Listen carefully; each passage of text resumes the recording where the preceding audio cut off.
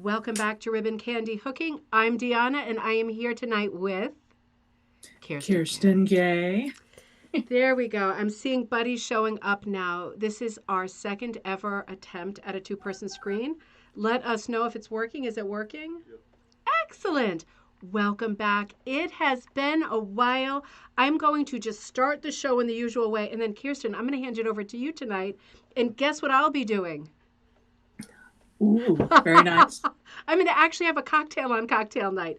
Well, it's great to see everybody. Merry Christmas, happy holidays, happy early New Year to Jane. Great to see you. You are very naughty 6 hours ahead, being awake at this time of night, but I'm very happy to see you. Becky, good evening to you too. The book is awesome, and I have to say the subject of the show tonight is my first book, which is called Easy and Beautiful Handmade Rag Rugs. There we go. It turns out I don't have a copy of it. At one time I did, but I think I accidentally sent all of my copies out. Incredible but typical. So Kirsten is going to do the Vanna White and show the cover of the book because incredibly, I've got some of the original rugs, but I don't have the book tonight. I am looking forward to it too. Sharon, happy Friday in rainy Vancouver. Great to see you. Joyce, hello in the Poconos.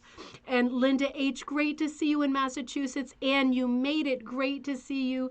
Carol, hello in Maryland. Super, super nice to have you. Ryan, you are on in Texas. Happy Friday night from North Texas. You are baking gingerbread and gin cocktails tonight. Yes, please. Peace and love. Great to see you. Linda B., great to see you. So happy to see us both. Kirsten, you can't see the comments, can you? Oh, I'll have to relay them to you as they come in. Carol, great to see you in Wisconsin. Melanie, happy Friday night. Moss Rose, greetings to you too. Great to see you. And Catherine, happy Friday from Missouri. It's almost the new year. I can't believe it. We'll come to that in just a second. This is shocking. Shocking skewering of time. Something science fiction must be happening. Is that Bebop, Kirsten? Oh my God, look at that little tail curled up. What a little sweetie. Not comfortable at all, right? Yeah, no, not in the least. Oh man. And Moss Rose, you are in Kansas. Oh, I did have a great holiday. I hope you all had a great holiday. I'll catch you up in just a second. It was just jam-packed. I guess everybody's was. Diane, great to see you. Happy Friday. Juliet, great to see you in Maryland. Looking forward to catching up on all things. Me too.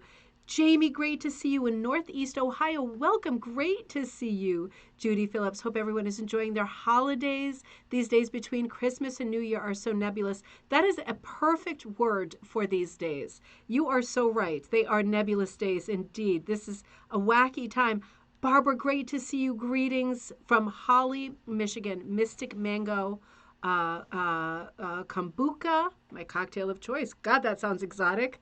Sounds like you should be drinking it out of one of those tiki glasses, right? Like one of the ones from the Chinese restaurant. They always do those fancy tiki faces.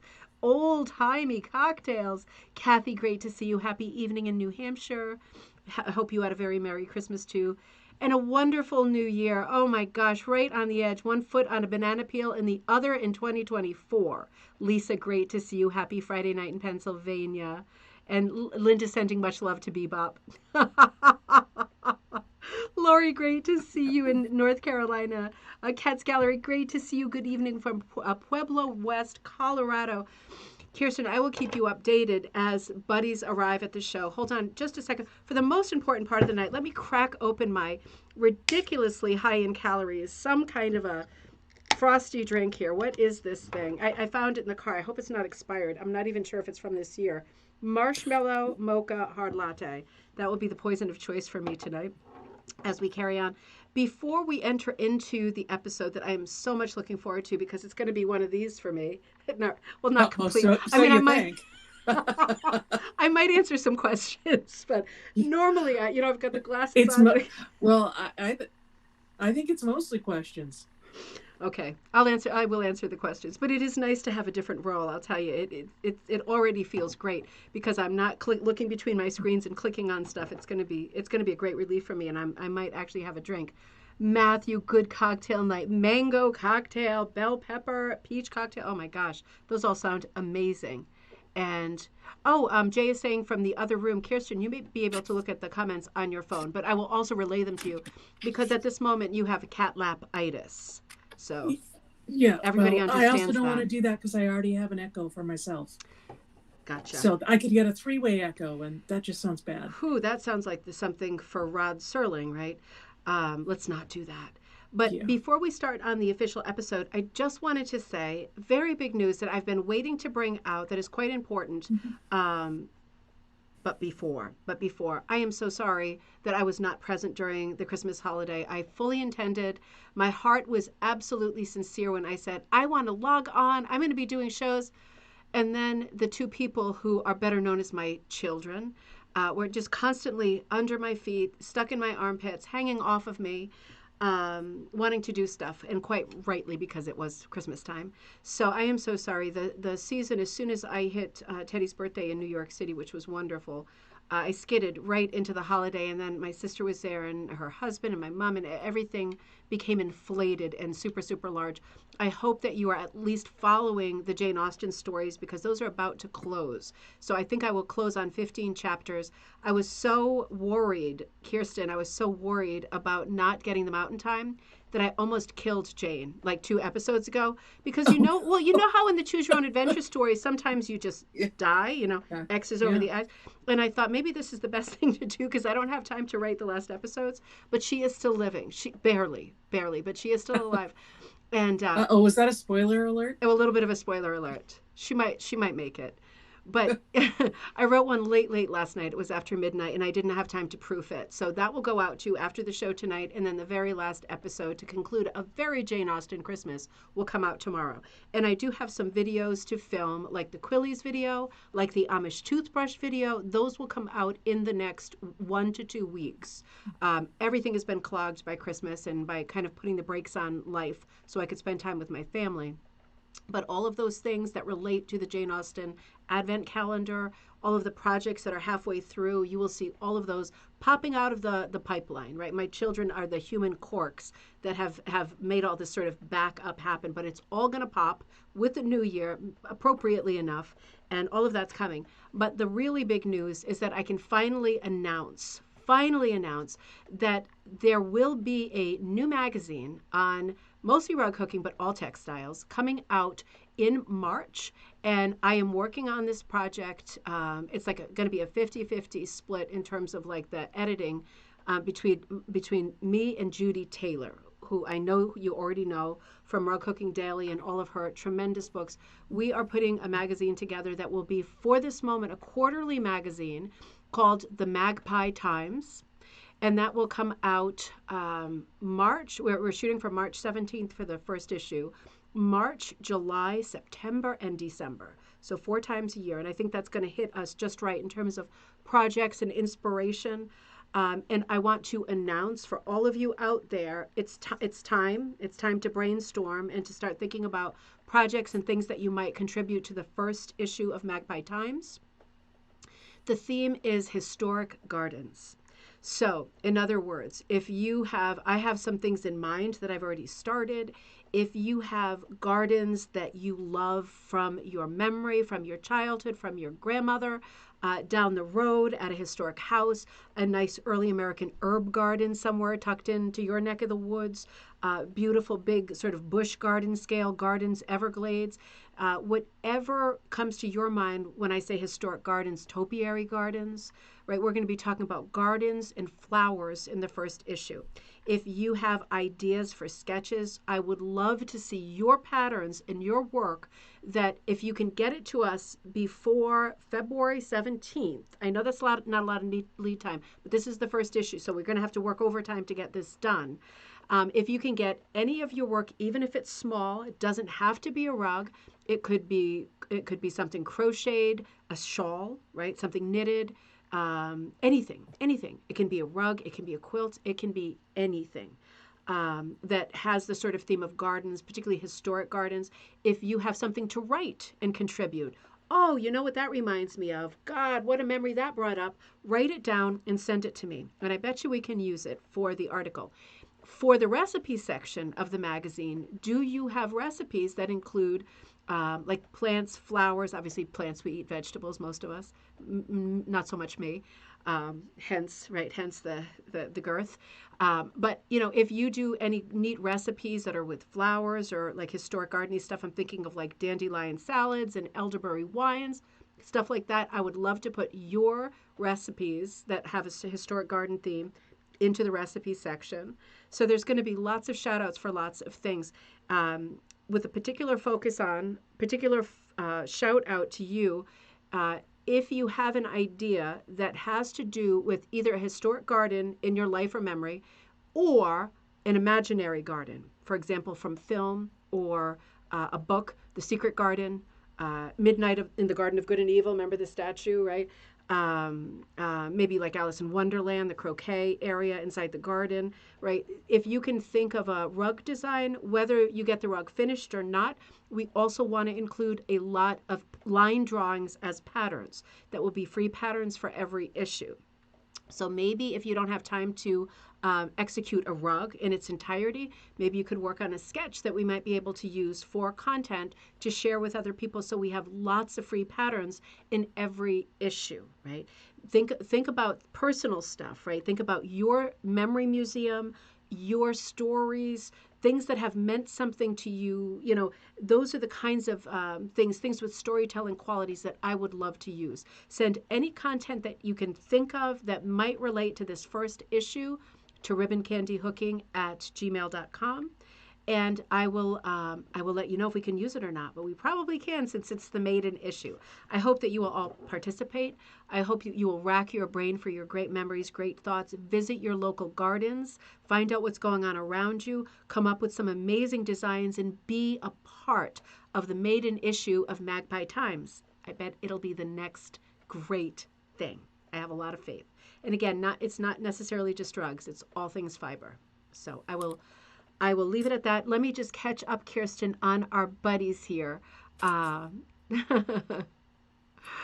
Carol's saying it's nice to meet you. Nice to meet you in person. You haven't seen each other yet, maybe. How fun! Barbara says we missed you, but that all sounds wonderful. It was wonderful. It was really, really fun. I was just busier than a moth in a sweater closet again. And great to see you. Oh, thank you so much. Kathy says, I hope someday when I'm visiting my daughters in Vermont, I can meet Kirsten. I bet you can. Absolutely. Let me know when you're coming. Yeah, that's right. Just keep her updated. Kirsten, I got to get out there and meet you again, too. Mm-hmm. Yeah, we're overdue. I got a guest room just waiting for you. I know. It's time. This is the time, right? This is the time of year that everything's the breaks are about to go on. Well, not so much for me as I work on Magpie Times and the second book comes out, but there's always time for friends, and good friends at that. So I will be there. Let's see. Juliet says, oh, Magpie Times, perfect name. Catherine says, oh, so exciting. New magazine. Can't wait. Me too. Me too. Chocolate is a vegetable, right? Sure. We'll make it. Well, it's a plant, isn't it? Cocoa plant, cocoa tree, something. We can make it work. And Moss Rose says, how exciting. Good luck. Thank you so much. Magazine sounds awesome. Anne says, yes, we just need a lot of participation. Also, if anybody has ideas for features or columns or things that they might want to add, if you have something that you think, oh, I have something that I would want to write, it would only make a half a page or a column, still send it, or at least send me the idea. If you want to say, I have this idea, do you think that you can use this before I waste my time and spin my wheels? I'll absolutely say, that sounds perfect for this issue. Or write it at your leisure and let's use it for a future issue, because I know the theme of the next issue's plural. But this is the one I want to focus on right now. Kathy says she is Waterford. Is that near you? Waterford, is that near you, Kirsten? Yeah, 90 minutes. 90 minutes. Over the mountains. Well, that part sounds deadly and treacherous. But still quite near. Quite near. Mm-hmm. And Barbara says, congratulations, so exciting. We'll see how it goes. This will be a magazine that is available both for print and digitally online. So for people in other countries, it'll be easy to access it, including the free patterns.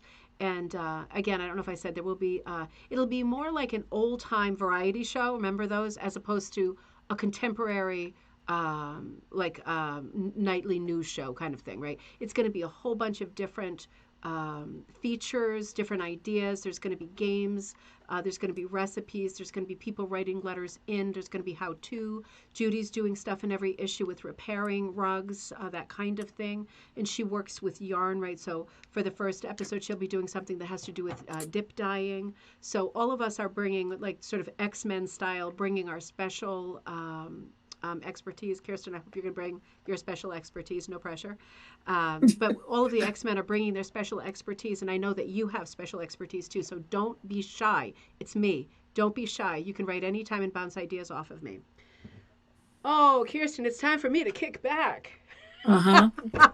So you think. Okay, so I think that was my handoff. Okay. Tonight we're going to look at easy, beautiful handmade rag rugs.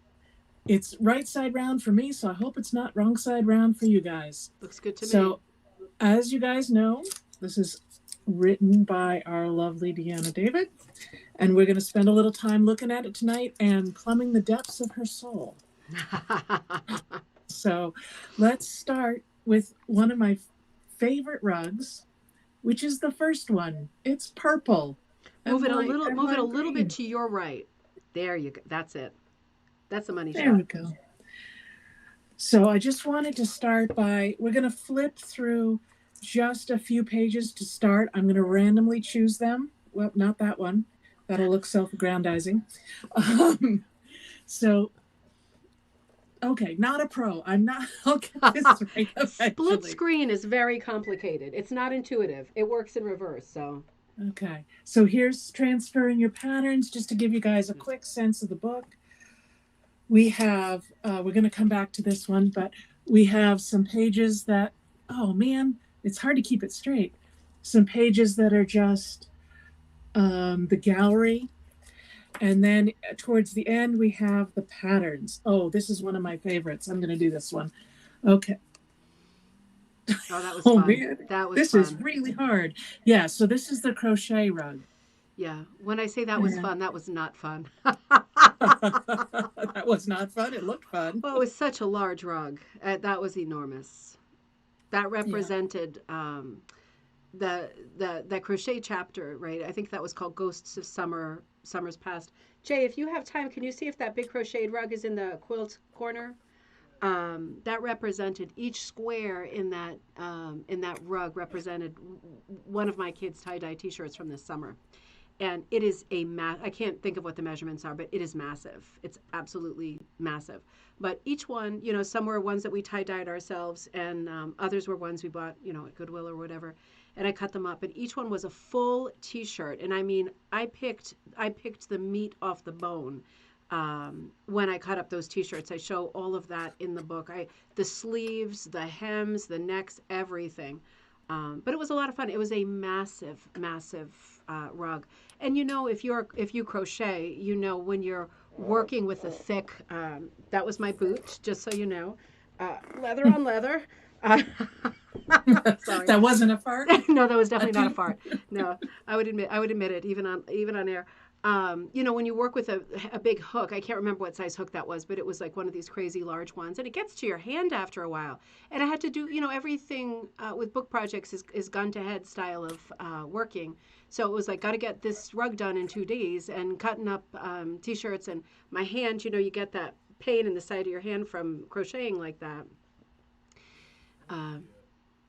What became clear to me as I started to look at this is that this wasn't your normal crochet. This fabric is huge. Yeah, it's the cut up T-shirts, and I'm not using one of theirs in that.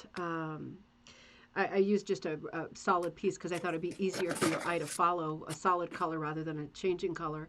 But it's just a cut up T-shirt, cut to about 1 inch wide, and they do curl up on the sides. If you hook with T-shirts or work with T-shirts at all, they do curl up. But it's heavy. It's very heavy. It made very thick pieces. The squares, I would say, are 3/4 of an inch thick.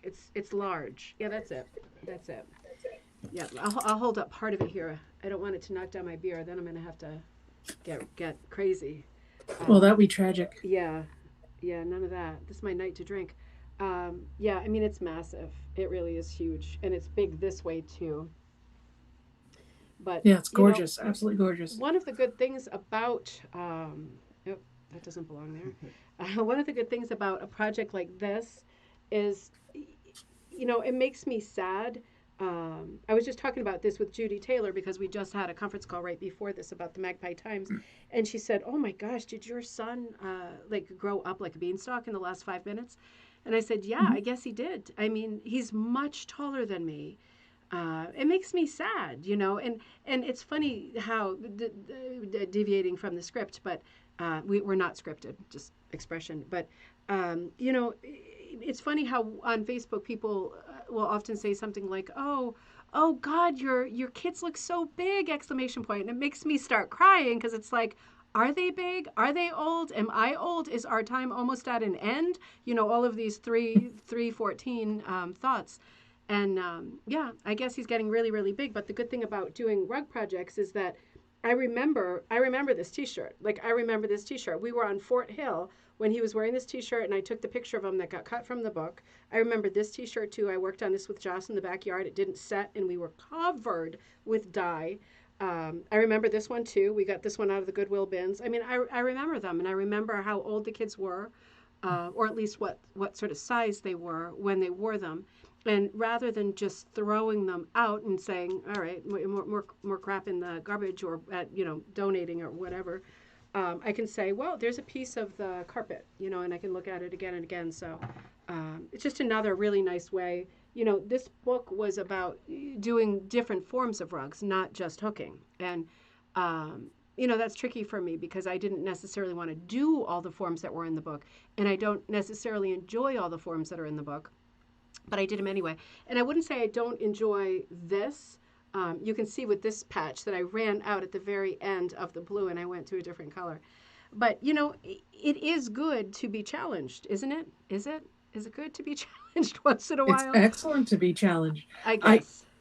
You also had mentioned someplace in the book you had talked about using your own memories. So that's come up a couple times, right? You've got it in the book for a way to generate patterns. You talked about it as the material in the patterns. Yeah. You've talked about it in terms of Magpie Times, old things you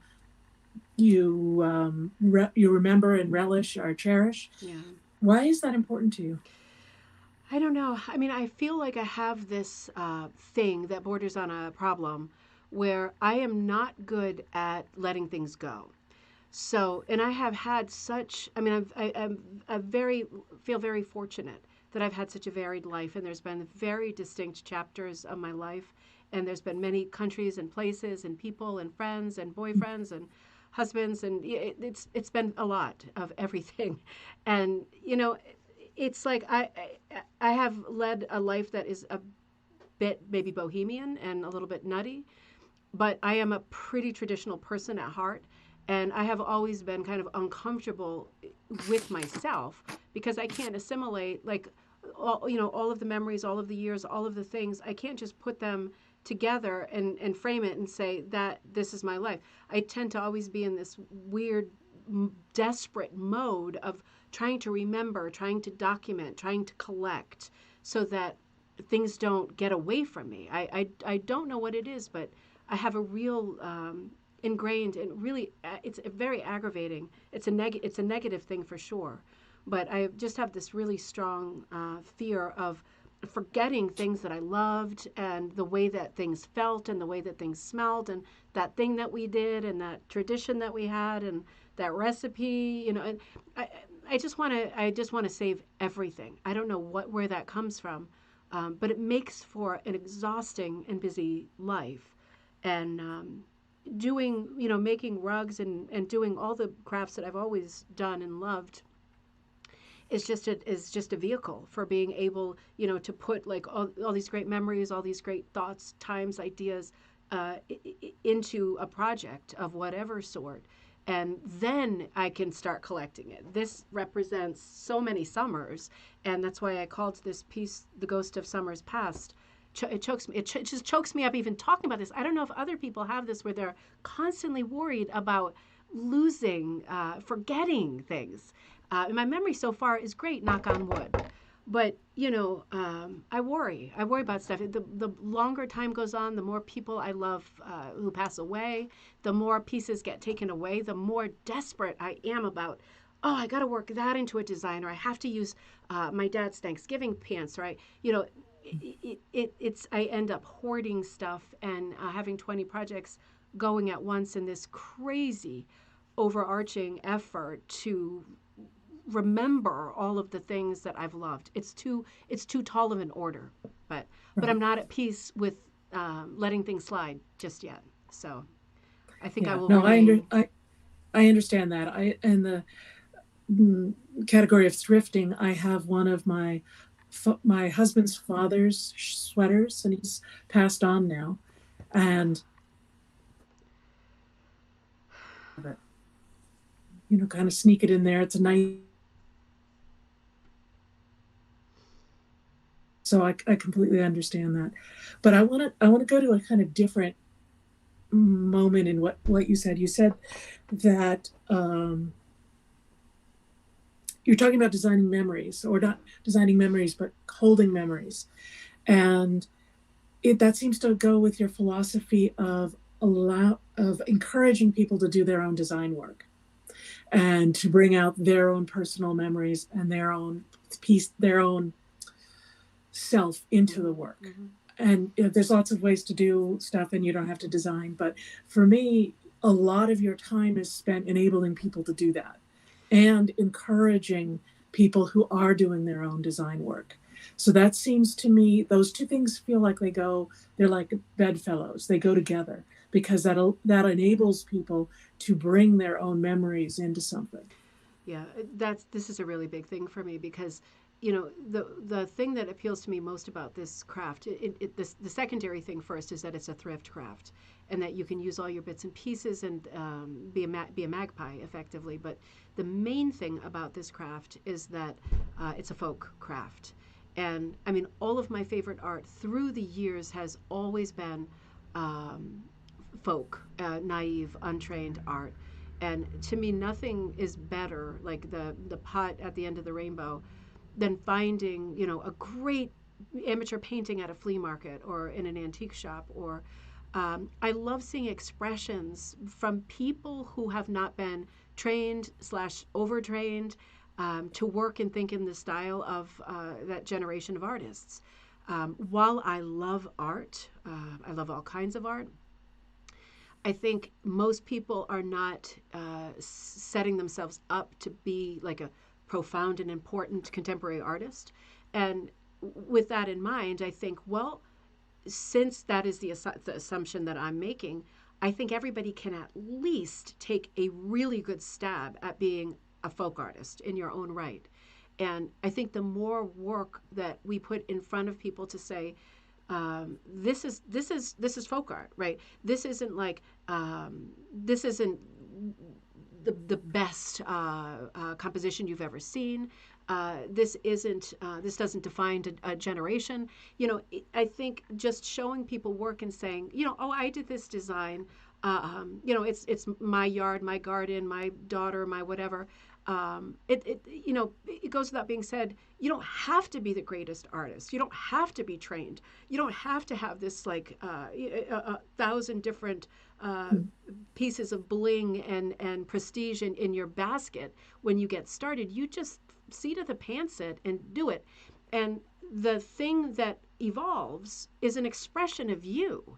And that's the point of folk art, is that you are now immortalized in a piece of work you did. And the more you take that piece of work and look at it and scrutinize it and say, oh, there's not enough contrast, right?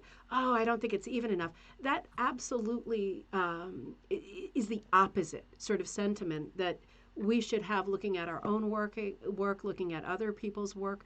We should be looking at it going, I get what you meant. I get that moment in time. I feel like I was there too. It's so good to see someone do an original design because I feel like I know so much more about them based on their choices. When their choices are obviously based on the work of another teacher or another style, then I think, I love this, but I'm not getting as much you. I'm not feeling as much you. the more I feel looking at your pieces, gallery night, looking at anyone's pieces, the more I can feel a connection to the maker, the more interesting the piece is for me. And so technique, as being certified, being taught, being told, being shown, isn't as important to me as you sitting down and saying, man, it was a good Christmas. I'm going to make a rug about this Christmas because I don't want to forget how good it was. And to me, you post that on Facebook and you write, man, this was the best Christmas I've ever had. That is probably going to mean more to me than some of these like photorealistic rugs that come out that are stunning to look at. And you go, God, that's good. What a wizard. But for me, the heart is in the pieces that tell people stories. So I'm always looking for that. I'm always interested in that more than anything. And, as usual, like another facet of my business that isn't very common sense, that I'm constantly encouraging people to make their own designs rather than buy my designs, doesn't make a lot of business sense, but it is part of the philosophy of the brand, right? That I hope that people will step up when the time is right. Right. Well, that's a great segue. Of course, I drop everything here. So the book, I think, is segmented into 3 different parts in my mind. It's the gallery, which is the inspiration. It's the basics, like here's some core stuff you need to know. This is what we're talking about. Yeah. And then there's the projects. Yeah. And the gallery, really what we've been talking about is things that are inspiration and galleries. And I'm going to see if I can find one. Maybe you can tell us a little bit about this. Okay, so Margio Taylor. Yeah, Mary Jo, she's fantastic. Northwest Designs. Yep. Yep. So her work seems to me to begin to be that very personal piece. Yes. Mary Jo is extraordinary. Now, her brand, she happens to have a brand, so you just happen to pick one that it is a brand. But she Northwest Designs. She lives in the Pacific Northwest, and she is an artist who I've covered on the show. But she names like all of the colors that she uses after local plants, bugs, animals, right? Local life. And she's really particular about that. And it was really interesting in writing the book. I knew I wanted to use some of her pieces, and I didn't want to bug her, for example, using her as an example, by saying, can you write something up for me? So I said, why don't I write something about your work, and then you for the blurb, and then you tell me if it's appropriate or you want me to change anything. And she had me change it several times. And I was very happy that she did, because number one, she was comfortable enough with me to know that my feelings weren't going to be hurt. My vanity wasn't going to be hurt because I wasn't relaying her vision correctly, right? It's not about me. It's about her rugs and what she meant. And the whole section I had written on her colors, I wrote something really sort of fruity, like, these colors remind me of walking through Paris and looking at a bakery window and seeing all of these meringues. And she said, well, I love what you wrote, but it really doesn't have like any relationship to my work, because I use like dung beetle yellow and whatever gross fishing worm green. And yeah, that whole thing was rewritten. But I mean, everybody who contributed something to the gallery parts of the book did incredible work. And I just have to slide in, because I know you're in the middle of a thought too. Everybody whose work was sent to me was put into the book, 100%. I didn't cut anybody's work. And I'm not passing the buck, but in terms of being the writer, not the editor, I didn't have any control over what was cut and what was kept. So the best I could do was try to reach out to people for my second book and get their work into the second book. But everybody who sent work, your work was amazing, special, different, and worthy of being in the book. It was just, there was a lot of volume in the book. I don't have the book, but it's a big book, Kirsten, right? I mean, I was surprised it was twice the size I thought. Yeah. It's huge. And if you flip through it, I mean, it's more, images than I think I've seen ever. Yeah. I was counting 13, 14 different images, drawings, pictures on per page. Yeah. So yeah, there's a lot there. We're going to do another gallery. I want to get it back so you guys can see the whole page here. Oh, God, yeah. So what I find so interesting about this page is that not only does it somehow work as a single page, but these are all really different kinds of things, Yeah. right? Yeah. We have this, Yeah. we have, oh, I'm so sorry. No, It is so hard. It's so hard to do it in reverse. It's like Yeah, counterintuitive. I will get it eventually. Oh, and I have a special request. Yeah. These are big rugs and you can't see the stitches. Can we do these on some coffee time? Can Yes. we look at those Yes. so that we can really see them? You know, I That's like a good abstracts. idea. Yeah. Yeah, Yeah, and you're then we right. have It's the braided rugs. yeah. So my point being is that this really represents your idea, even on any page we look at, right? These are individual design, often self-design Yeah. pieces. Yeah. And I think that's really powerful because we're into materials. It's inspiring not only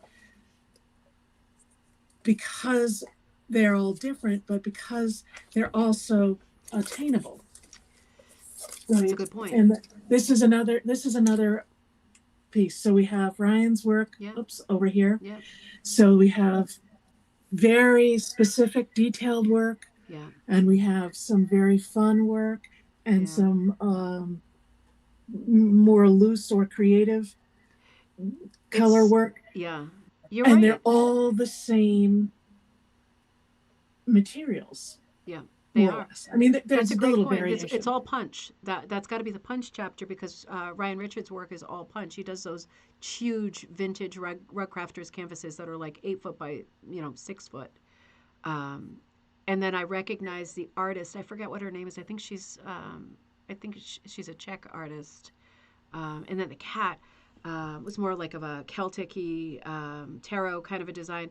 It wasn't down to me at all the placement of the pictures, but I put probably about, honestly, 150 images per chapter, which I must have been the worst nightmare writer to ever, grace the doorstep of Foxton Chapel. But, it was up to the editors to pick and choose the images that they ended up with. And I have to say, I'm very what you pointed out is a great remark, because I was very surprised what they ended up choosing, not in terms of whose work versus who else's work, but in terms of the chapter's cohesive only because it's a chapter with a shared technique, punch, in this chapter. But the images are not cohesive. It's very patchy, right? And you get the real sense that it's cobbled together. But I think that does send out the message to people that there are lots of different looks, right? There's lots of different weights. There's lots of different techniques. There's different colors. There's different looks for every piece. Even though you're doing a piece that you say, I'm punching this piece, it has nothing else in common other than you used a punch. So I think they made that point without even knowing what punch is, right? Just editors are just doing visual work, not really concerned with the content. But they made a great point, I think, just by chance, and it's a great benefit to the book. I don't think it was by chance. No. Not that I'm saying one way or another about the editors, but they had stuff they were picking from that you put together. And I feel like that goes back to one of my questions, which is just a leading question. Tell us about whose rugs are in this book. All our buddies. These are our buddies' rugs. Yeah, I mean, this is like a scrapbook of our work. I bet like half of the people who are in the thread right now, you have work in the book, or you sent me work that I'll use in a future book if I didn't use it in this book. But yeah, I mean, this is a group project. This is our like high school yearbook that we did together. And the writing I did just was sort of the arch that went over all of your great work. I couldn't possibly do hundreds and hundreds of images. I only have, like 7, 8 pieces in the book. Everything else is by you. So that was a big deal for me, too. That was the only reason that I agreed to do this book at a time that was beyond busy. It was beyond breakdowns. It was beyond. And when this woman called to say, are you ready for a book project? I said, I've done other writing projects, and I've written for magazine years ago, like Stampington and Somerset Studio, and different crafts, different times, different lifetime for me. But I thought, man, I know I have a feel for what this entails. It's maybe not for me right now in terms of sanity. But she said, I've been looking at your channel, and I think you'd be a good person to write this. And I said, well, the only way that I will take on a project that's this size would be if I absolutely can use 99% other people's work, and I become then kind of like an editor or a compiler rather than the author. And she said, that's absolutely fine. And I said, well, then I'm comfortable saying yes to this, because the platform at that time was quite big. I mean, we're at like 17,000 now. But at that time, just our Facebook group, at that time, I think our Facebook group, what do you think, Kirsten, was like 10 or 8 or something? No, it was like 7 or 8. Yeah. But I felt like that number was incredible. I was surprised that we had gotten to that number. And I thought, out of all those people, if just a few of them kick in, that will be enough content for every chapter. And as it turned out, I kept putting the word out on our Facebook group, Rug Hooking and Punch Needle Club, and people kept sending stuff in, and it was all so great. And at a certain point, I am not a curator. I don't even like the idea of curating stuff, but I just put it all in the chapter, wrote up all the blurbs that were included, quadruple checked it, sent it off, and then they had a great body of work to choose from. Right? It's like when you have a great score and you're on Broadway, you're going to sing a lot of great songs, and people are going to go, oh, she's the singer of that great song. She's really not. She's the person who happened to get the gig, standing up there doing that song. But it's everybody around that actually did all of the, not that there's not something creative in every part of it, but huge shout out to everybody who contributed stuff to this book. And I hope that with the magazine coming and with future books in the pipeline as well, I've got the magazine with Judy, but I've also got books happening with Judy. So there's going to be lots of shout outs in the future. And if you are coming to the brand late and you're thinking, ooh, I love to work on projects, but I'm not so good at initiative, and I can just sit around all day or all month or all year or for a decade, agonizing about what my next project should be. But if you give me an assignment like historic gardens, then maybe you're off and running. I hope that everybody continues to contribute the way that we have thus far, because it made a great book. Yes, and I would disagree that it's not curated. I think not curating is curating. You can't get away from it, and you wanted it that way. You could have said, I want everything in silk or wool. I think the non-curated it's important, and I think that goes into, if we look at the middle section. So this is all about material. Oh, this is so hard. Materials. Oh. Right. We have all kinds of materials. Oh, and those are some good talk about, let me rephrase. You're essentially enabling in the best of way, because you're telling people about different kinds of materials. You talk about purchased materials, and my personal favorite, you talk about recycled materials, right? Yeah. So you're talking about how to take and use recycled materials, which I love. Yeah. And there's nothing wrong with new materials. I use them all the time. Yeah. But I think that that's really important, because it is part of the approach of enabling people, and to make it so that it's affordable, right? Because if you do all wool, it's pricey. It's really, really pricey. It's prohibitive. And this is promoting reuse, how to find wool, and how to use other things in a very permissional, giving permission. Go ahead and use them. Yeah. It has consequences, but go ahead and use them. Yeah.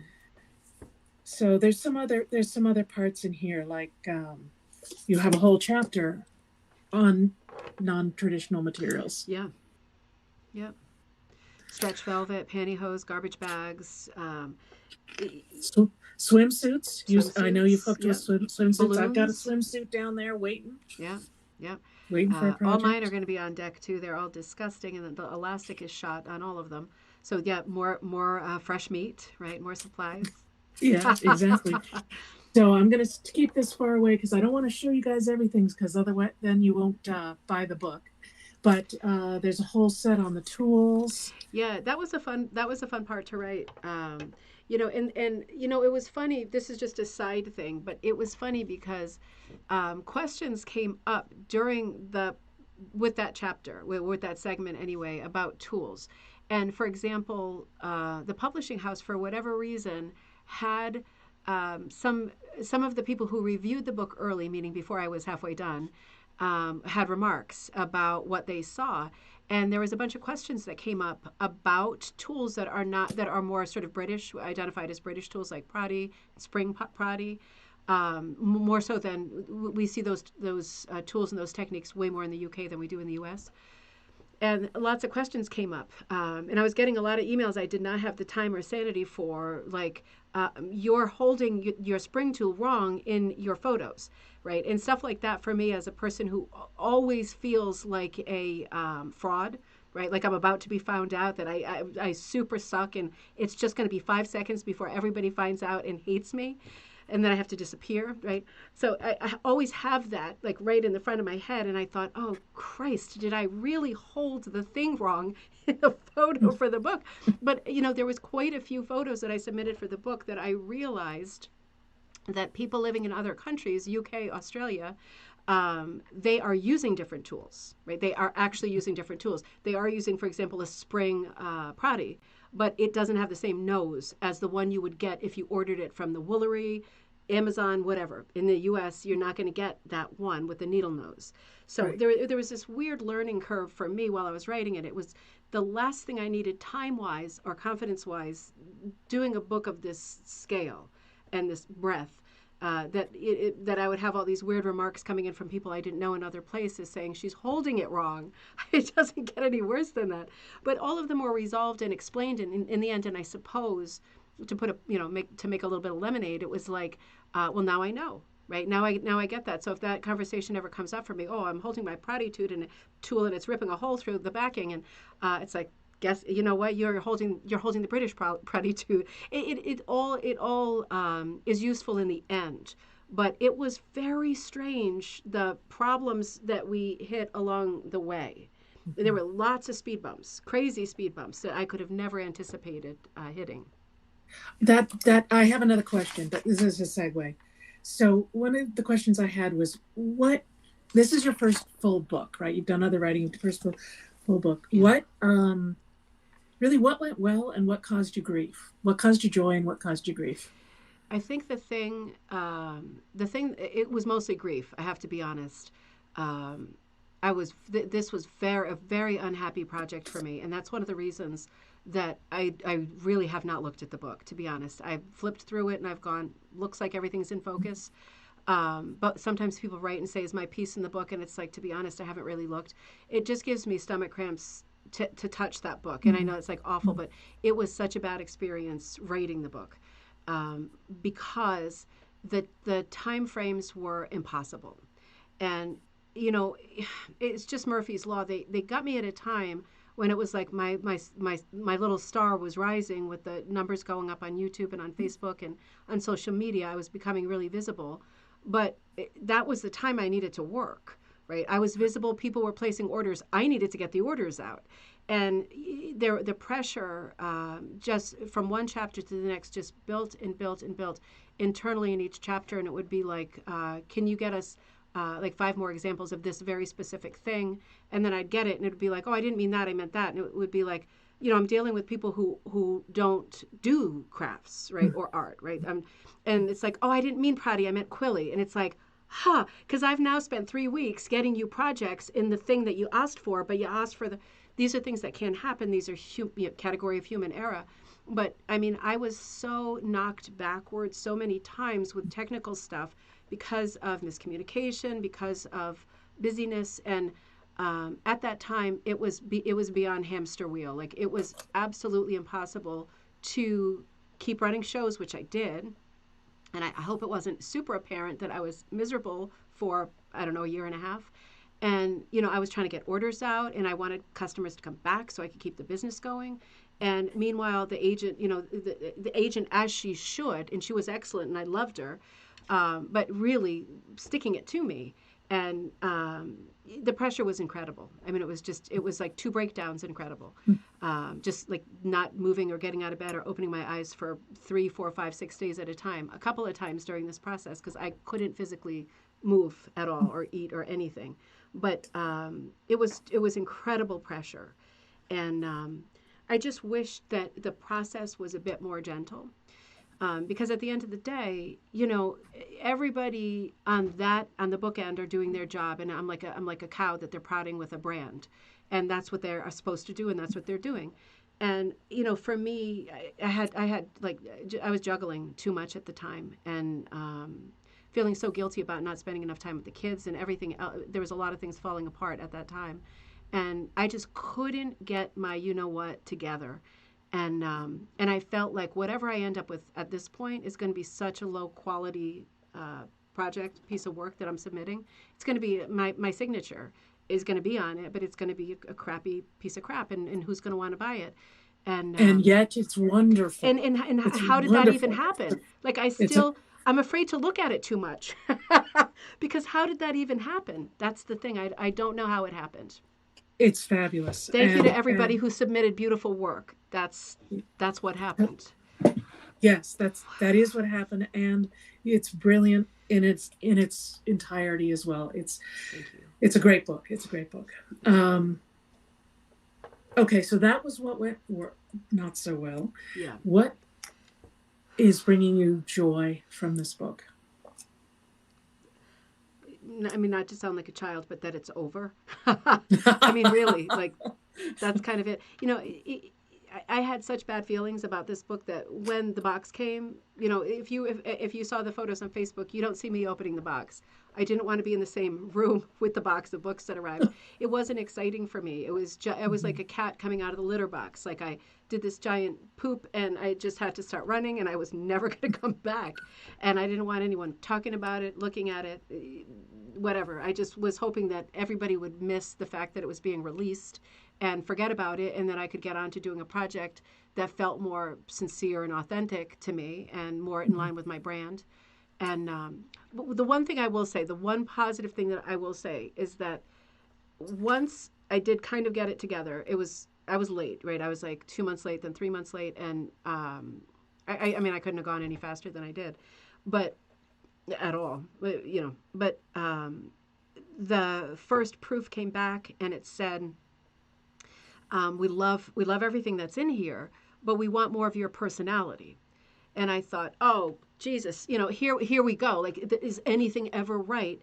But then I thought about it, and I thought, I was really surprised that they were asking for the text to at all be infused with my personality, because I thought, you want a book with a bunch of different techniques. Here you go. There it is, and here, here's the hands, right? Here's my hands. Take a photo of my hands. Good, you got a photo of me. Now here's my hands doing this, and the fact that they came back to me and said, we want more of your personality, right? A little more like of your sense of humor, your personal experience, and I was like, okay, but that was the very thing that I was trying to leave out. I was trying to keep it very sterile and anonymous, because I thought that's what they wanted. Just the nature of a book with many different techniques had this weird encyclopedic quality to it, and I thought they don't want my mouth and my stories running, but it turns out they did. So I went back 2 more times to the text, and I added a ton of text, and I think they kept all. I mean, I haven't again really looked at the book in great detail, but I think they kept a lot of the going off on tangents that sounded more like my voice running a show. I will say that in the middle of the book, for whatever reason, I had the same agent, but the editor changed partway through. And I think maybe 2 people looking at it at 2 different times, maybe they got fed up with me and whatever, they hit the eject button and I went to the next person. I don't know what happened, but I think that having 2 different points of view from 2 different people who were on the sort of editing and shaping end of it. That's hard. That's really hard. It made for a whole other round of problems and adjustments that needed reflection and thought and time. Yeah. And do you want me to just catch up real quick, Kirsten, with the thread? Yeah. Because I feel I'm seeing it bounce. Let's see. I don't want to miss if people are asking questions or if they have something funny to say. Everybody always has something funny to say. Paula, great to see you. Diane, great to see you too. Ann said she had the pleasure of attending a rug hooking retreat with Mary Jo a few years ago in Texas. Yes, she is phenomenally great. I really, really love her work. Kathy said on the subject of children growing, I think, wait until you have grandchildren, see how tall they spring. And Kathy said some of the best designs I've seen have been created by my daughter, a young open. Thank you. I feel the same way. And is there a part of the book, Kirsten, that is about children's drawings? Yes. Okay. Yes. Jam sandwich is in here. Oh, jam sandwiches. Okay. I couldn't remember if that was cut. Thank you, Kathy. Barbara says, forgetting commercial success, what would you like to write about? Well, Barbara, I have 3 novels written, and I have a book of short stories that's about 800 pages long. I would love to be able to return to those projects and publish them. They were projects of great love. Kirsten's holding up some pictures. There's Jam Sandwich by my daughter, Jocelyn. Open mind is what it is, right? It's funny that you said that because I was just, oh, hey, Dave. I was just, and you're on the board to help. Fantastic, for Magpie Times.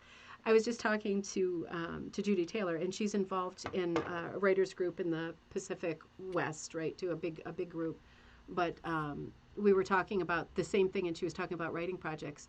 And this is neither here nor there, but years ago when I was quite young and I had just finished undergrad, and I did that abroad. I came back, and I wanted to write a novel.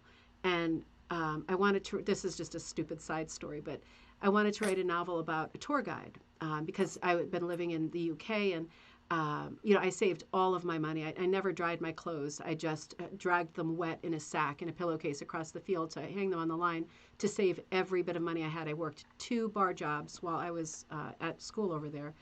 And I would constantly visit castles and stuff like that, like all these places where they would have like a tour guide.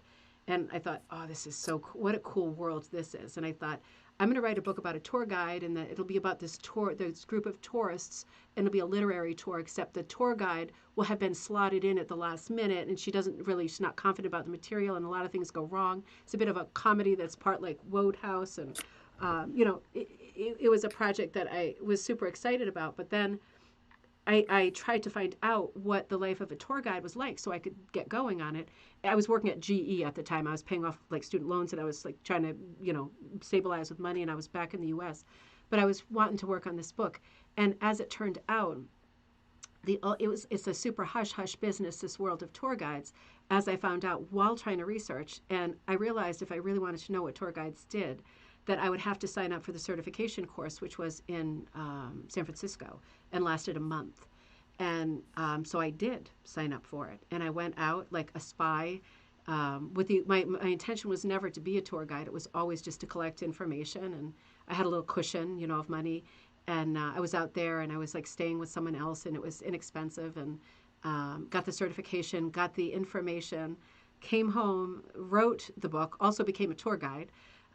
Just as a byproduct, which I guess made sense. And I wrote the book, and it was immediately picked up. The world of agenting was very different in the late 90s, I think, than it is now. And so many people are self-publishing because it's so brutal and competitive and whimsical, so many bad books out there, it makes you wonder. But it got picked up immediately, and I rewrote that book 3 times. And it was called Chaucer for Company. And I still have the manuscript on one of those things that sticks in the computer somewhere. But the agent who picked it up, I rewrote it 3 times for her in a short time, and she got pregnant with twins, and I ended up getting dumped.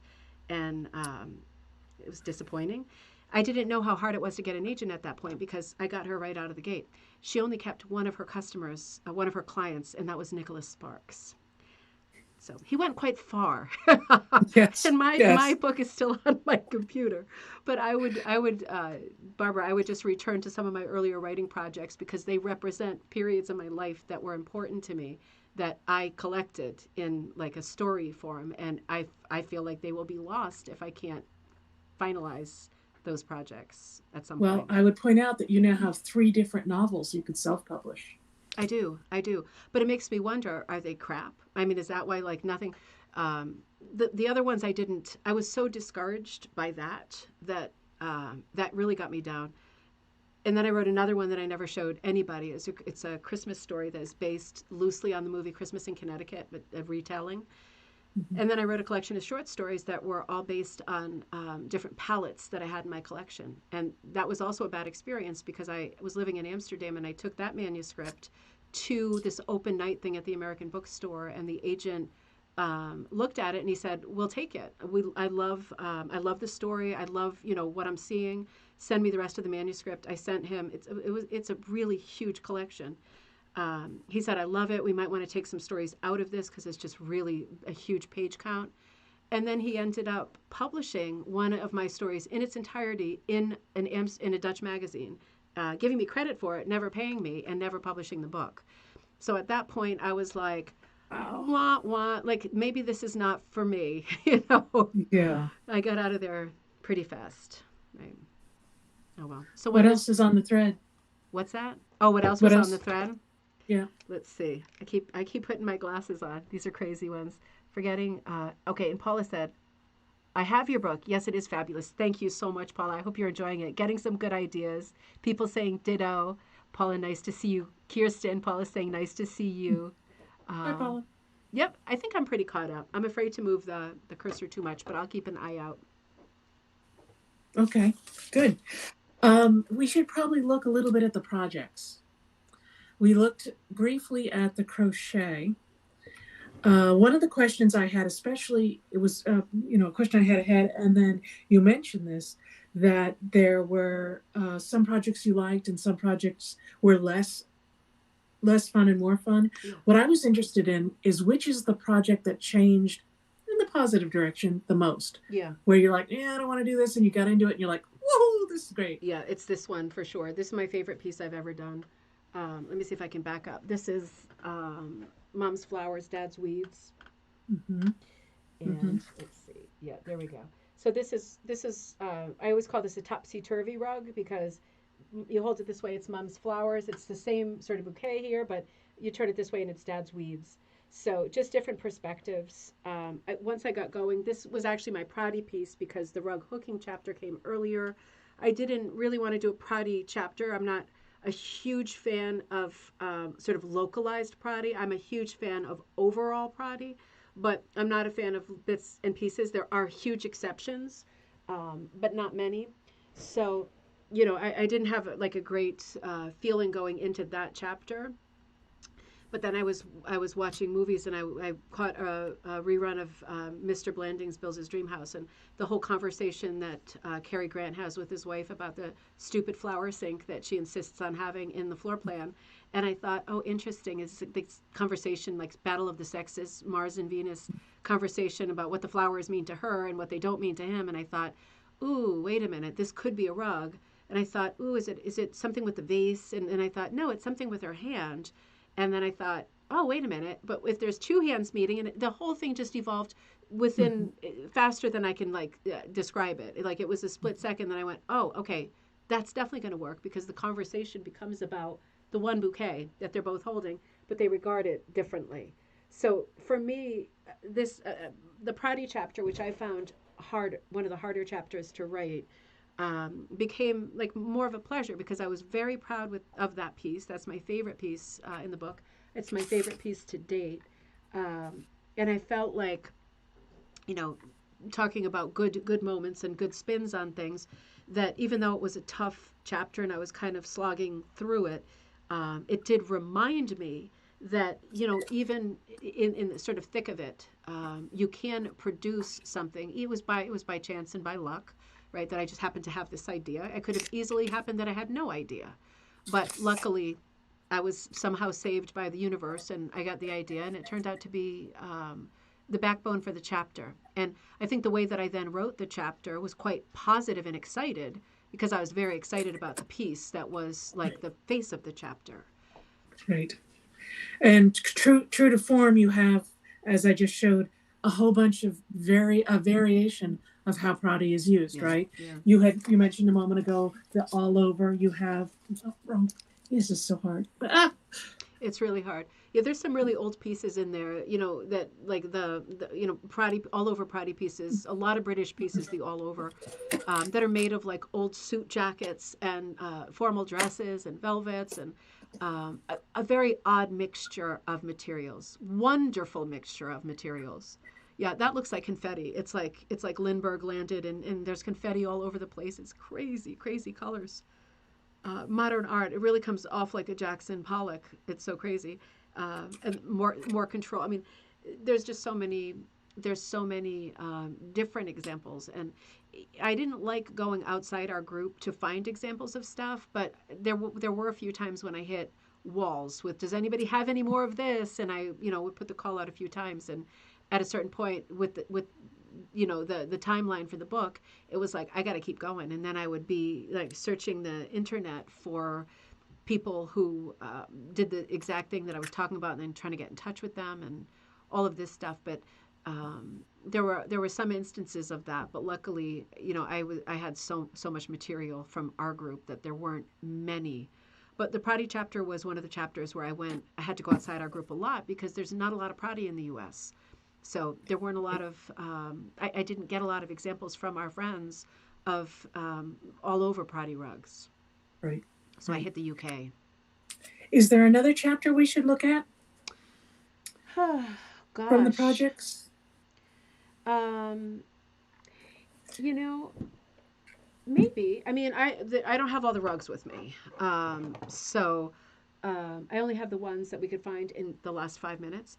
I have some funny chapters in there. I'll show you a couple, and you decide if it's worthy of conversation. They're definitely, it's one, the structure of the book is like one project per chapter, and each chapter is its own technique.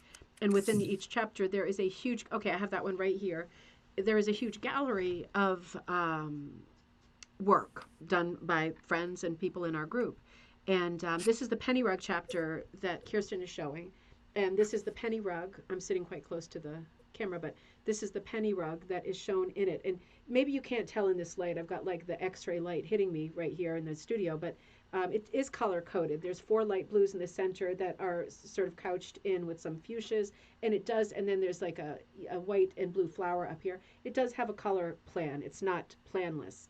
But this is another example of one of the rugs that was frustrating, because while I love a good penny rug, and who doesn't, and I even have like little seed beads at the centers of each penny, right? So I never come in good focus. But this was another one of those chapters where I started working on it. The chapter was done. The chapter was written. My idea was to make a penny rug without a backing, that the pennies all touched each other, and I would tack them together at the junctures where they meet. And then it was like I was getting feedback like, you should put a backing on it. And it's like, it's too late for this now, because now if I had done that, I would have sewn the pennies onto the rug backing, right? But I didn't. Right. And then there wasn't any time. So we don't see the back of the rug in the book, but the back of the rug are all of the pennies sewed on, because I wasn't able to sew the pennies to the backing, which created more than twice as much work. Right, because I went around each penny perfectly the first time, and then it was even harder to take finished pennies and have to apply them to the back, right? So it is what it is. But it's a beautiful chapter, and there are it's a beautiful finished rug, so that part's okay. Yeah. But I know the stories that make up the underside, right? That's the reason I don't like to look at the book. Right. So here's some other pieces, but don't put that rug away. Yep. Don't put that rug Yep. away. I have a question for you. Yeah. Okay, so you decide you need a penny rug chapter. What do you do next? How do you get from I need to make a penny rug to that penny rug? Yeah. Like, what's the inspiration? Where'd you get the colors? Why is it that shape? So for me, being like the history fanatic that I am, the first thing I do before I even think about how many of each example I would or might be able to find, I first have to do the history, like ad nauseum. Like I have to kill it. So I'm ordering books on penny rugs, and I'm pulling up stuff, and I'm visiting places and gathering as much information about penny rugs as I can. And like with every chapter, not just the penny rug, certain names emerge or words emerge that I haven't heard before. And then it's like, uh-oh, here comes a rabbit hole. And then I realize I've got 5 sidebars to write because I think, oh, I didn't know that, or I didn't know this person, I didn't know this connection. And, and I end up writing, I don't know, it's hard to think of an example from the penny rug chapter, but I know that I put a pretty detailed history on actually using Civil War pennies as stencils to cut around. And the penny rug would be made, starting in the 1860s when this rug evolved. It would be made using the smallest scraps, because your larger scraps would be used for other rugs, other forms of rug making, caterpillar rugs, shirred rugs, hooked rugs, right? Maybe, right? Or patching your clothing, right? Or sewing or quilting. But your tiny scraps that were this big, they weren't really good for anything, but they still went into your rag bag because you couldn't afford to not keep every little bit and piece. So I did a bit in that chapter on the history of the pennies, and that brought me. That was my recipe anyway, because I knew that I didn't feel like writing this book, but I did know that I felt like talking about history and reading stuff about history. So I thought, let's start there. At least I'll have solid footing, and I'll be able to, along the way, find other things that fulfill what I need to find in this chapter, which is like interesting anecdotes and little bits of trivia that you don't know already. So for me, it was always a ton of research first. Same thing with the latch chapter, right? Because I know how people feel about latch, and I love latch, but I know how people generally feel about latch. But researching the latch hooked rug and learning personal stories. I even had personal emails come in from people whose dad or granddad, they use latch hook rug making as therapy routinely after the Second World War in Britain. Routinely. So there are like thousands of stories out there of guys who were convalescing in bed making latch hook rugs. And this isn't the way that we think about latch hook. We think about the 1970s and what are you using now? Your brown or your mustard or your avocado, because there are no other colors, right? That's what latch hooks became. But way before then, they were really something different, and they were used for therapy, and they helped a lot of people get over their stuff and be able to function again. So for me, that was the better and bigger part of the story. But the nature of this book was that it would teach people how to make things.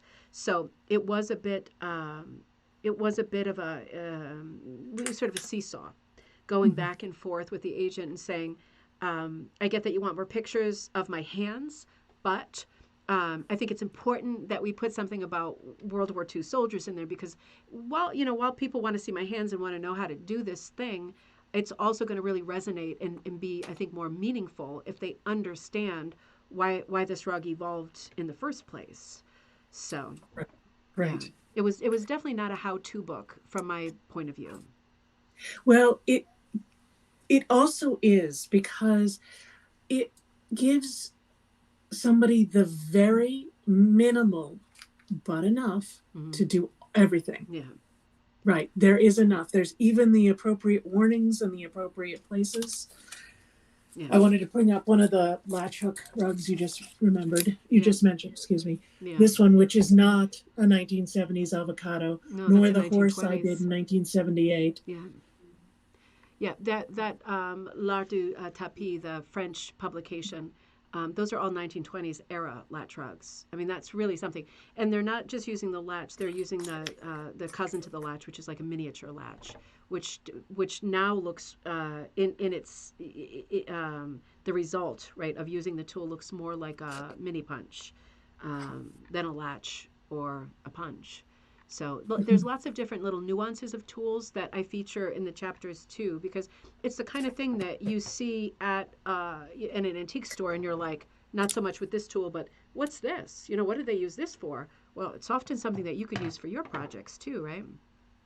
What do you got? Right, there? And this is a great example of showing something that it's just such a simple, easy technique of how to cut your own latch from what you've hand dyed. Yeah. Or not hand dyed, or have, sitting there from your great grandmother, or wherever it is you got it. You could make it into latch and hook it up. Yeah, that was kind of my passive aggressive push in that chapter, was to separate people's thoughts and association with 1970s acrylic pre-cut latch, to be able Yeah. to say to people, listen, you could still use the latch hook with the toggle. It can still have a high pile, like a Rhea rug, Mm-hmm. but you use your own wool. Why shouldn't you use your Briggs and Little wool to make a latch hook rug? That makes perfect sense. Right. And then what you did with this rug is Yeah. you talked about the fact that you shaved it down except for the sheep. Yep. You worked a ton on that rug too. I did. Yeah, I And have to find this rug. I have to tell you a funny thing. So this will give us a chance to look to the end. So at the end of this book, there's some free patterns. Mm-hmm.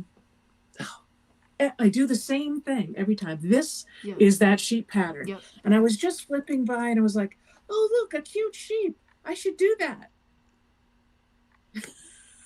Is that it? Smoke Swear. another one? Okay. Swear that happened. You did do that one. You did a huge part of that one. Yeah. And then you finished it off because my hand stopped working. Yeah, I farmed that one out to Kirsten because she was willing to do that. And the timeline for this book originally was 4 months. And I think it was, well, they cut many of my chapters, but I think it was 15 different techniques. So that means 15 rugs in 4 months from beginning to end with photos of hands and writing the book and having children and running the business. Did you have to breathe during that time?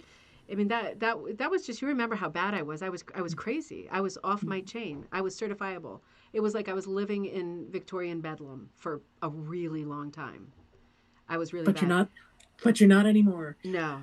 Okay, so you touched on another thing I wanted to ask about. So the book was difficult, but a whole bunch of chapters got cut. Yeah. Is there a number 2? You know, I don't know. The chapters that got cut were the needle felting, the putting the balls together. I still haven't done that. I still owe the video on that. You know, the felt balls, like the small. I had a whole chapter on that because that's been a super popular contemporary rug form. It's just using a sewing needle. I used a doll needle to make a huge rug with felt balls. So we lost that chapter, which included the vintage pom-pom rug, which is a form that most people have never seen. It's a super rare form using actually pom-poms on the surface of the rugs. So we lost that. We lost the felting. We lost. Did we lose? No, I think the book still had the miniature needle, the miniature punch. That's the last chapter. Yeah, we lost applique. I lost the applique chapter, like a full applique rug. That one's a bummer. We lost a couple more. I had started the Rhea, but I hadn't finished it. That one went. We lost the lamb's tongue. I had a whole chapter on just this kind of rug. This is an antique one. I got this one at the mall where we were, Kirsten, in what is it? Queechee. This is a lamb's tongue rug, sometimes called the pen wiper rug. Right. I had a whole chapter on this form. That was cut. So I think the Amish toothbrush chapter, I think that stayed. And I think the multi-strand stayed. But there were definitely a few others that were gone. I'm trying to think of what they were. But, you know, the answer is I don't know if there were enough chapters to constitute another book. I think if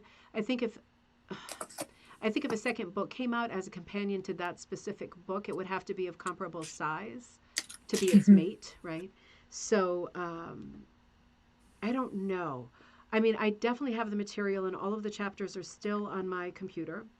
I had the shared rug in there and the charade rug in there. Yeah, was anybody counting? I just counted here, and there's 12. You know, and I didn't even know what chapters were cut. So that's why with the second book that should be coming out, I think in January, with Rug Cooking Magazine and Pre-Press, the Design Like book, I put another very effective shout out, and I got about 35 to 40 people who did, I think it was more than that actually, who did rugs for it. And then it became a question of, can I write the chapters as quickly as I'm receiving finished rugs? Right. Because I honestly didn't expect to get that many. But I did not want to have the same situation play out where I put the manuscript in to Mark at Rug Cooking Magazine, and he sort of whimsically and arbitrarily, not knowing how I feel about the content of the book, not that it's about me, But I didn't want to be surprised again by having the book cut in half without being consulted. So with that book, I was proactive, and I said, how many pages, chapters exactly are do you mean to print for sure? And we had it right on the money, like to the page number. It was like 150. So that's large for a raw cooking magazine book, but he was willing to do it, right? Because they've been waiting for a title from me for a while, which is a great compliment, but also more pressure. So I was able to call, because he needed it right then also, I was able to cut chapters according to whether I had finished the writing or not. And Right. on many of them I hadn't, and the result was, out of the, I think, 13 chapters that are in the book, I think one is my rug, and the rest are other people's, because I had to cut my own chapters because I happened to not get Right. to the writing. Right. But at least at least I could control it. Not that I'm a control freak. I don't. Do you think I'm a control freak? I don't think I'm a control freak. No. Maybe I am, but it was a very bad surprise to find out what had been cut in that first book, and to not be told until I received the book in the mail that all of those chapters were missing, because those chapters represented 2 breakdowns and hundreds of lost hours with my kids. And it was a Right. bad way to find out. Right. Okay. So we talked about, I think we've talked about everything. We talked about the fact that there's patterns for everything. Sometimes what we haven't talked about, just, I think this is almost my fault because of my predilection for pictorial rugs, but we haven't talked much about Yeah. the braided rugs. You just held up this rug, Yep. which I happen to think is completely and totally gorgeous. There we go. It's a pretty one. Yeah, it's pretty. Oh, that's the back of it. Yeah, this is a nicey. Oh, that makes a weird screenshot. Yeah. With both versions. Yeah, this is a nice. This is a nicey. This is the multi-strain braid. The multi-strain. I did not want to do a traditional braided rug. I do not like lacing. I love the multi-strand, because with this rug, I think I went up to, 10 strands, maybe 12, Hmm. and it went together very, very fast. I mean, this rug went together in an afternoon. Wow. I tried some other colors out and stuff, but it went together really fast. You probably can't tell it in this light and everything else, but multi-strand braided rugs have a spiral. Can you see there's like a starfish shape in the middle with the Yep. orange? They always Yep. do. And that's one of the really interesting things about this form is, when you see a braid, you first look at it. Kathy, right, when I went to New Hampshire for the rug show there, the braided section, I was going, oh, here's a braided rug. And almost all of them are multi-strands. You can see it has a spiral, right? That one's a bit more pronounced because the contrast is high with the black. But, you do see these multi-strand braid rugs all the time. This is like a 1920s era technique to eliminate the problem of lacing and budding and all of that stuff. And it hooks up a dream. It's a very fast rug. The thing with this rug is, and I say it in the chapter, I don't put too fine a point on it, but it is a very fine point. When you're doing a rug that's this technique, the multi-strand, it's a lot of fun. It goes fast. And once you get into the mode of